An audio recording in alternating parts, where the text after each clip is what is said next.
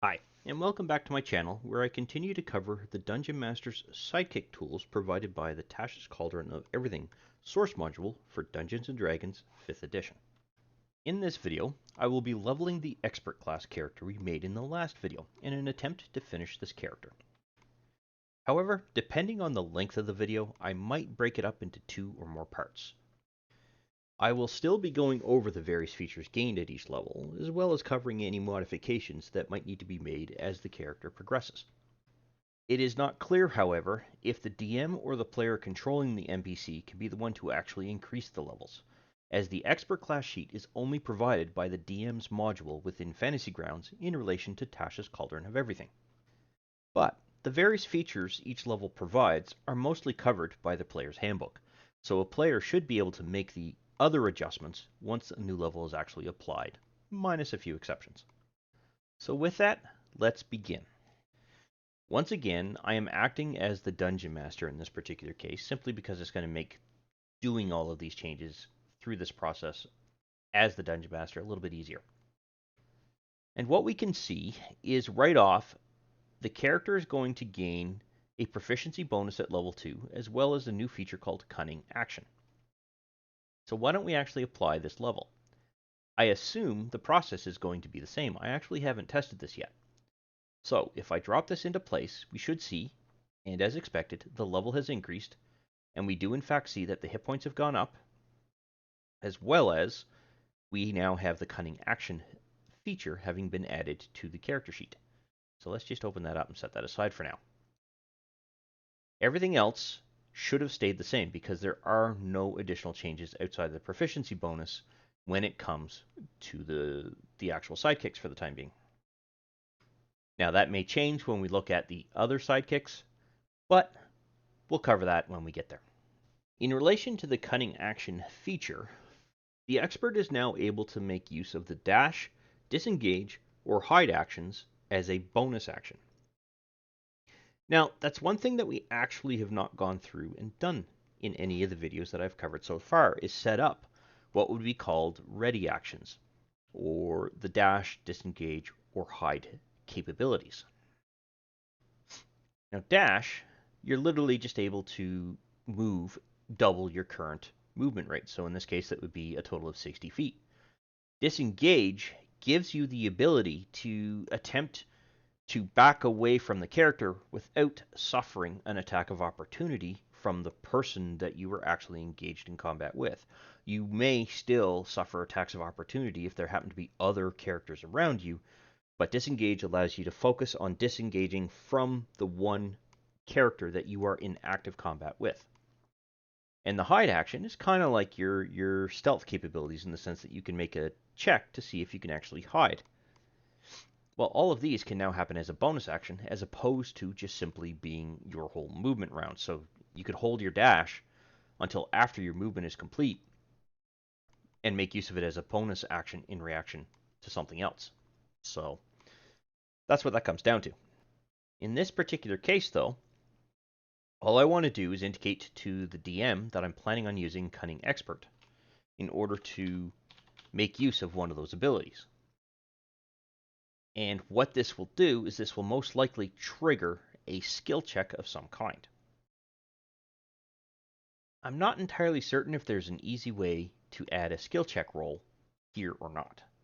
Because mainly when we go through and we add, like for example, a cast, you're going to have a saving throw, an attack option, or just an actual spell cast attack. Not really a skill check. So it doesn't make sense to actually add that here. You'll want to go through and execute the checks here. Now you're not getting any advantage of any kind, so other than the fact that we want to indicate to the Dungeon Master that we're doing it, there's nothing else we need to add to this particular feature. In relation to level 3, we are still not seeing an increase in our proficiency bonus, but we are also getting a new feature called Expertise. So let's drop this level into place. And then go back to our Abilities tab and pop open Expertise. And let's take a look at this feature. So Expertise allows us to select 2 of these skill proficiencies that we are already proficient in and set them up for being double proficient in them. So I'm going to select Perception and And when we hit level 15, we'll be able to do this again. But for the time being, we have completed what we need to do for expertise. I will, however, set this aside. Actually, no, I don't need to because it does remind us. So I'm going to leave that there and close that out. All right, so we have now completed what we need to deal with for expertise. At level 4, we are able to gain an ability score improvement, and our proficiency bonus remains the same. So let's drop this into place. Go here, and let's take a look at what happens in relation to our ability score improvement.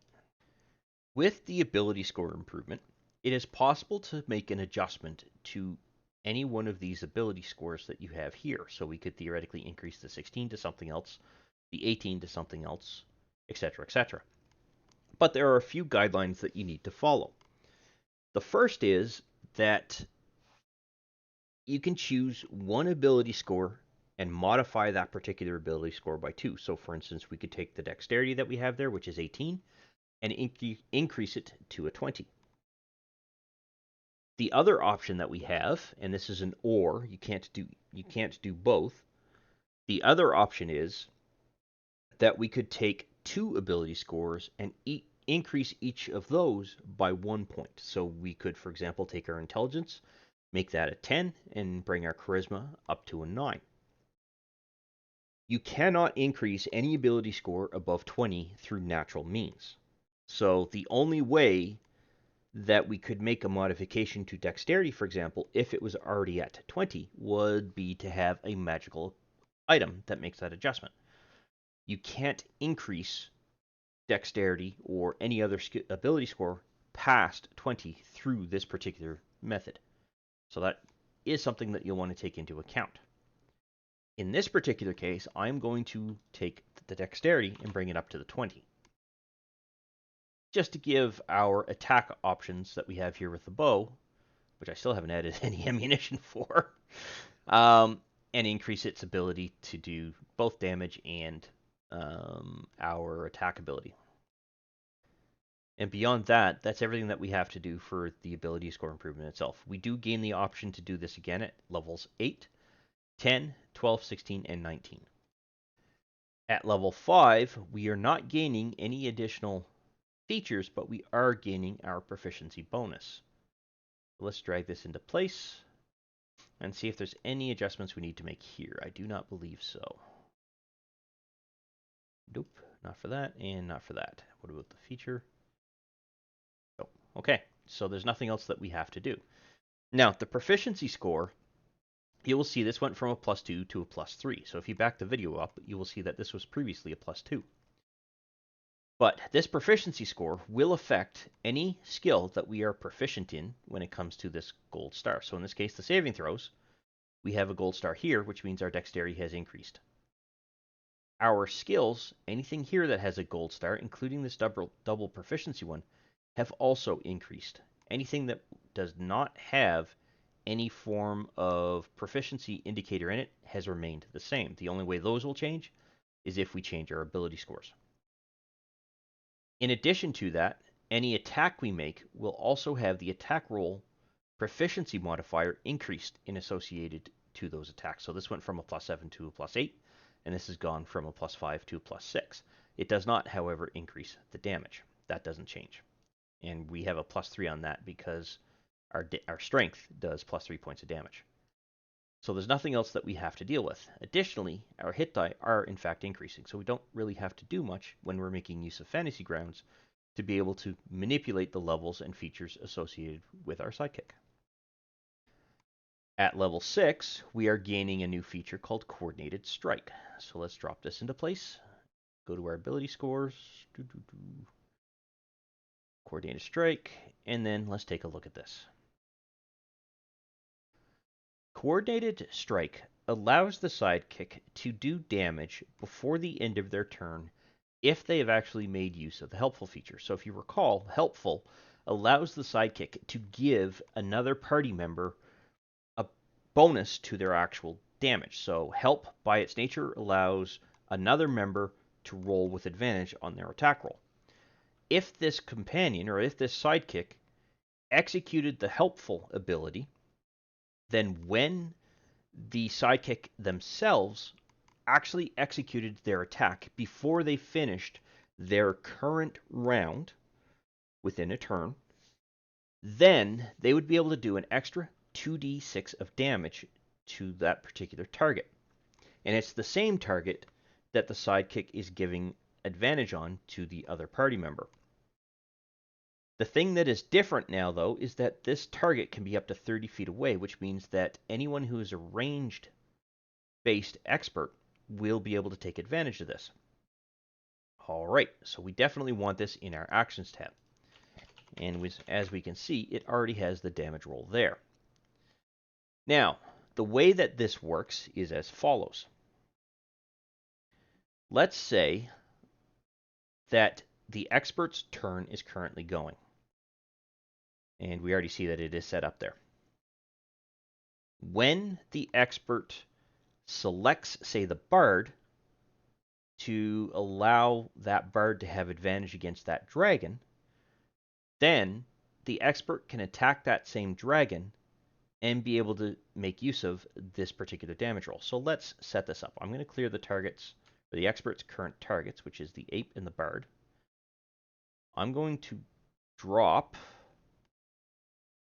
advantage essentially onto the bard. So I've now stated that I'm using my bonus action to give the bard advantage when it comes to the adult dragon. Now I'm going to make my attack roll against that same dragon. So I'm going to target that dragon, execute my attack roll, and I hit. Excellent.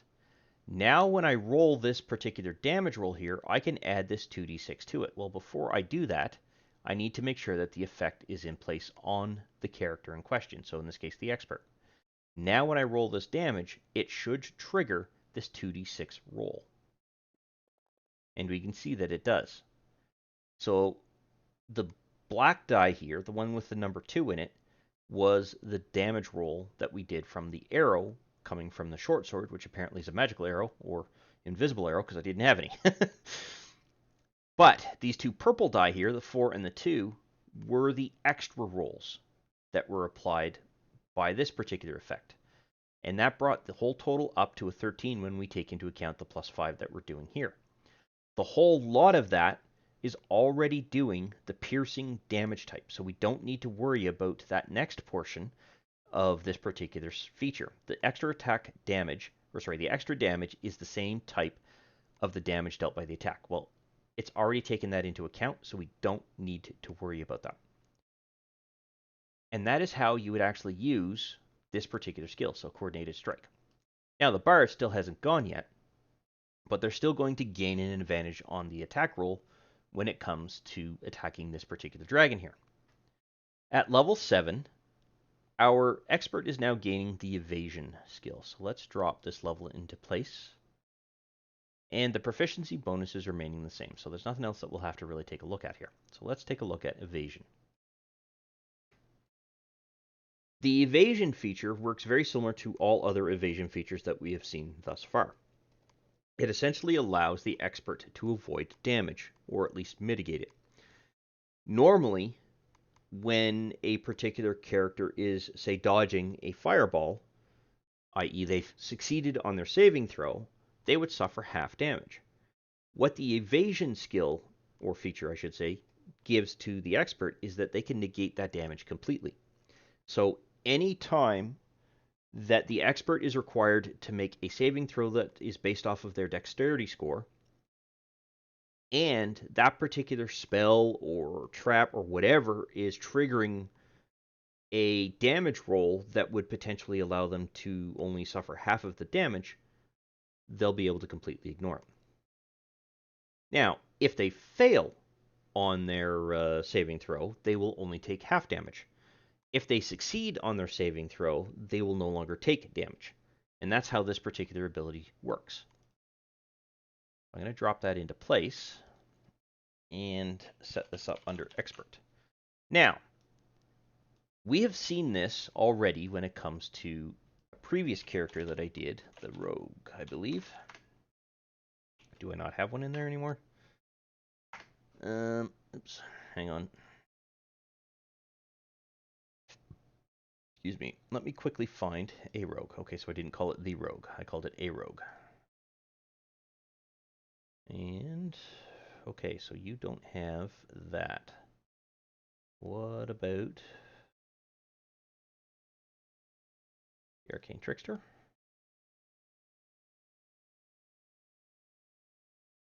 Nimble Escape, Evasion. Here we go. So, there is a saving throw roll here. That we could potentially leave and make it simple in that respect, but this value is obviously wrong. So as long as we click that, it will update it to the correct dexterity throw. However, that still seems a little on the low side because their dexterity is a +5. This should be fairly... no, okay, this isn't going to work because this is actually us trying to trigger a dexterity saving throw on someone else. So this has to go away. Delete, add that. Now, I could just go ahead and copy this particular evasion into here. But all I'm looking for is the information that is associated here. So we want the evasion skill. I'm going to create a new effect, modify this, and set this up for this, evasion. Now, we don't need to actually add something like this. So typically, evasion. Typically, you would provide the description and then the condition or modifier or effect that's going to happen. But because evasion, you're essentially doing evasion, you don't need to worry about that. It's also going to be on you, and it's also going to be on the next action.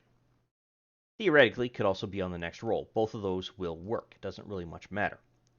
But the idea here is that you're going to be avoiding the damage that is flung at you by something that triggers a dexterity saving throw. So, how does that actually work? Well, what we would do is we would apply the evasion effect to us at the time that we are going to be making a dexterity saving throw. Now, when I make the dexterity saving throw, so dexterity, that would be this. No idea whether I succeeded or failed. That's because this isn't going to link into this. We actually have to trigger some form of attack or effect that's going to require that. So let's have a look here. Who has something that does a dexterity saving throw trigger? I thought I had one here. Okay, here we go. Acid breath. And you'll see this H right here means that any target that succeeds would take only half damage. So this is perfect. So this adult black dragon is going to target the expert. Now, I already have evasion in place. In theory, this should mitigate that. Excellent. So evasion is now indicated as being there. In this particular case, the expert succeeded on this particular saving throw. Now, I haven't done the damage yet. When I do the damage, that's when the actual evasion or non-evasion triggers in full. So the evasion simply sets up a tag so that when the damage roll is done, it indicates to the DM, or the person, in this case the dragon, that the expert managed to completely evade the damage. They were already only going to take half damage, which meant they still would have taken 31 points of damage. But as you can see, our expert has suffered none. That means the evasion skill, or feature, I should say, is actually working as expected. Excellent. At level 8, we are still keeping the +3 proficiency bonus, and we are now gaining another ability score improvement. I'm going to drop this into place. And in this particular case, I'm going to do what I said before. I'm going to increase my intelligence and my charisma each by 1 point. So this brings us up to 10, and this brings us up to 9. And that is all we have to do for the ability score improvement. There is one thing that is not entirely clear here, and I'll have to go do a little bit of research before I get to the next ability score improvement. And that is, does an expert character gain the ability to select a feat instead of when it comes to the ability score improvements. So instead of increasing one ability by 2 or increasing 2 ability scores by 1, is it possible for them to take a feat? I would argue it is, because they are technically a character. I don't see any reason why they can't, and because we use the custom lineage, we've technically already gained a feat when we did that. So the ability and capability for this character sheet to accept that is there, and it's ready to go. So I will confirm that before we hit level 10. But when it comes to level 8, we're essentially done. In relation to level 9, we are simply gaining our proficiency bonus increase. So let's just drop this character into place. Now we have everything at +4, and all of our proficient saving throws and skills have all gone up, including our doubled ones, and they're going up quite nicely. Excellent. But that's everything that we have to do for level 9. At level 10, we are gaining our next ability score improvement. Oops, let's go here first and drop that into place. So I did a little bit of research, and there are no rules stating that a sidekick couldn't get a feat, but there's also nothing stating that they can. I would argue that because there is nothing explicitly denying it, that a feature should be selectable. Now, I've already shown how a feat can be applied to this particular character when I chose the custom lineage. I don't necessarily need to show another feat, but I'll take a quick look to see if there's something interesting, and I'll be right back. So there are 3 examples of feats that you could actually choose for an expert. And to be honest, you can go through and choose any feat that you would like, provided they're allowed. And what I mean by that is that features are an optional rule, which means that if the Dungeon Master is not permitting feats within their campaign, outside of something that you might select during a custom lineage selection, then you won't be able to choose a feat for this particular expert. However, if the Dungeon Master is allowing that, then you can take a feat in place of an ability score improvement. Here are 3 examples that I think will work for this particular character. We do have a ranged aspect to this particular character that might benefit quite well from Sharpshooter. Now, the short bow is not necessarily doing a whole lot in the way of damage. It's 1d6. So a longbow might work a little bit better, and taking a weapons master feat might allow you to actually gain proficiency with the longbow or any other ranged weapon that you would like. So this is an option that would work. And another feat that might work is the skill expert, because it gives you the ability to increase one of your ability scores again by 1 point. Now, again, this one does as well. But at the same time, you can now choose a proficiency in another skill that you aren't proficient in, and get the ability to apply expert to a skill that you're already proficient in, but not double proficient in. So any one of these would work. Now, I've already shown Sharpshooter in the past, so I'm not going to select that for this particular video. I have not shown Weapons Master as far as I'm aware, and I don't believe I have shown Skill Expert. So in this case, I'm going to take Weapons Master. And the reason why I'm doing that is to allow this particular character to gain a little bit more access to other weapons. So to take a feat, you just simply drop it onto your feats page, and then select the ability that you wish to increase. In this case, I'm going to choose the strength because I can't increase my dexterity any further. You also gain proficiency with 4 weapons of your choice. The chosen weapons must be simple or martial. Okay, so let's go take a look at another class table here from the Player's Handbook. I'm just going to pop this one open for now, and then scroll down until I get to the equipment table and pop open the weapons one. Now, in this particular case, I really would like this expert to be able to use a longsword. So, I'm going to add to the abilities thing here, proficiency with specific weapons, not necessarily specific to the whole category. So we're already proficient with simple weapons, which means we already are proficient with anything in the simple melee weapon or the simple ranged weapon. So this character is only going to benefit if we decide to choose from martial weapons, both melee based, or ranged martial weapons, which are these, which include the longbow. So, with that in mind, I'm going to add longbow, long sword, and let's go with hand crossbow. Let's not. Let's take a couple from up here. Let's go with battle axe. Those are always fun. And glaive, just for something a little bit different. Now, that takes care of the proficiency with this particular weapon.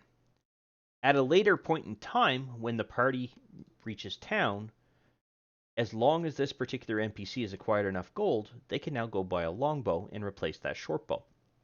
And they'll be able to do a little bit more damage and still gain all the benefits that they're currently gaining with this particular short bow because they are now proficient in it. Excellent. That'll help this particular character out. At level 11, we are keeping our current proficiency bonus, but we are gaining a new feature that I haven't seen before called Inspiring Help. So let's drop this into place and then pop open the Inspiring Help feature. Oops, I went to inventory. Inspiring Help, here we go. And now let's take a look. So the way that Inspiring Help works is as follows. If the expert has rendered assistance to another party member using this helpful feature and they've gained advantage on that particular attack roll, when that particular party member makes their attack roll, they can make a choice. They can forgo the attack bonus that they are now going to gain, a 1d6 bonus, and instead apply that bonus against the damage they do if they connect. So what I mean by that is when Inspiring Help is triggered, that particular character can now decide, okay, I want the bonus from my attack roll or my damage roll. Which one do I want to apply that to? I'll show you a demonstration of that just to make sure that is clear. So there's going to be a little bit of coordination when it comes to giving that ability. So here's what we want to do. We definitely want to add this to our Actions tab here, Expert. And this is Inspiring Help. But you can see there are no effects here. We want to add 2 effects. And this will just make your life simpler when it comes to deciding which one is going to be there. So, Inspiring Help, semicolon, ATK, colon 1d6. And it's going to be on target and it's going to be on their next roll. Now the next one we want to do, we can just copy this and set this up here, but instead of the ATK, we could choose DMG for damage. And again, it will be on next roll. Now what will happen is that when the party member that has gained that attack advantage makes the decision whether they want to forgo the bonus on the attack roll, they can now receive the effect for the damage roll. If, however, they wish to accept the bonus on the attack roll, they don't get the bonus on the damage roll. So it's an either-or situation. So how does this actually going to work when it comes to combat? All right, let me set the...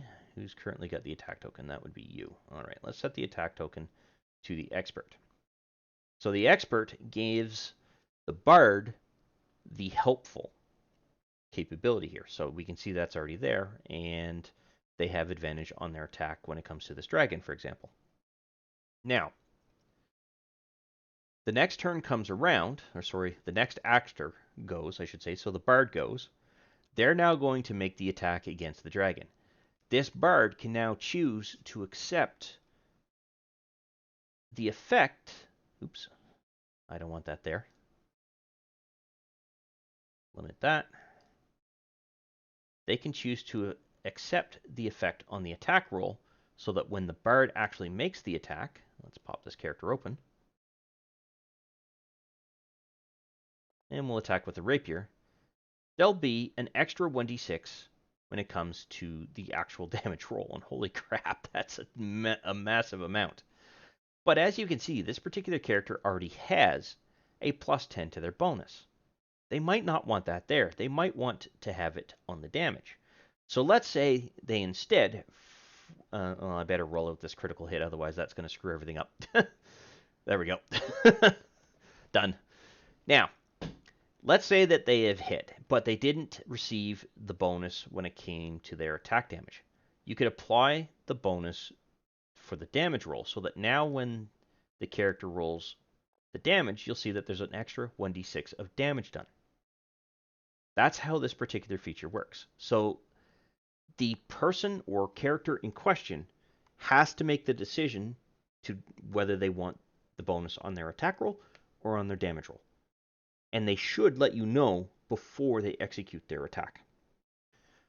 At level 12, we are once again gaining an ability score improvement. Let's drop this into place, and I'm going to do something that I have yet to do in this particular video. I'm going to increase the Constitution by 2 points, forcing a modifier bonus increase here. And the reason I've done that is because that takes me to the next thing that you have to take into account when it comes to the Constitution modifier bonuses as they increase. This character is now missing hit points, and the reason they're missing hit points is they went from a Constitution of 15 to a Constitution of 17. Their ability modifier for the Constitution ability increased by 1 point. That means this character is now missing 12 hit points. How do I know it's 12 hit points? Well, that's because you take the +1 bonus and you multiply it by the character's current level after the level has been increased when you gain the ability score improvement, meaning that you wouldn't do it at level 11 because the character has not yet received the ability score improvement. You have to do it after you have applied the level that gives the character the ability score improvement. It's the ability score improvement that triggers the increase if the modifier bonus itself is increased. For instance, had I chosen to modify the Constitution by 1 point only, there still would have been a bonus increase. But let's say I was already at a level 15 or a level 14 Constitution and I increased that to a 15. It would not have increased the modifier bonus, which means I would not have made this adjustment or would not have to make this adjustment. But because the modifier bonus did increase, the Constitution indicates to me that I am now missing 12 hit points. So +1 here for the change in the modifier bonus times 12 gives me 12 hit points, which means I can bring this up to a 73. And that's how that works. And that's everything that we need to do when it comes to level 12 and the ability score improvement. At level 13, we are simply gaining our proficiency bonus increase. So let's just simply drop this into place, and we don't have to do anything else. That completes this particular level, mainly because all of our saving throws and our particular proficient, quote-unquote, skills are already modified by the change that has already occurred, and our attack bonuses have already gone up too, so we don't need to worry about it. At level 14, we are now gaining reliable talent as a feature. So let's apply level 14 and then pop open that particular feature and take a look at it. With the reliable talent feature, the expert has now gained the ability to essentially roll their d20 for a skill check that they're proficient in, and if they roll a 9 or lower, they can treat that as a 10. Now, that doesn't necessarily mean they're going to succeed on whatever their ability check is, but it's definitely going to reduce the number of failures. Now, it will only apply to skills they're proficient in, so things like this: acrobatics, animal handling, athletics, nature, perception, stealth, survival. That's all of the things that this particular character is proficient in. That means those are the only skills that can actually happen in. Now, when it comes to stealth, chances are they're not going to be rolling less than a 16. When it comes to perception, chances are they're not going to be rolling anything under a 14. Because remember, the minimum you're going to get from a d20 is a 1, so 1 plus 13 is 14. Even this 10 is already at the 10, so the only way that this is going to apply is if there's a proficient skill that they are already able to make use of that doesn't give them a bonus that brings them over that 10 value. And that's how reliable talent works. At level 15, we are gaining our second adjustment to expertise. So let's apply this and then pop open the expertise skill again, or feature.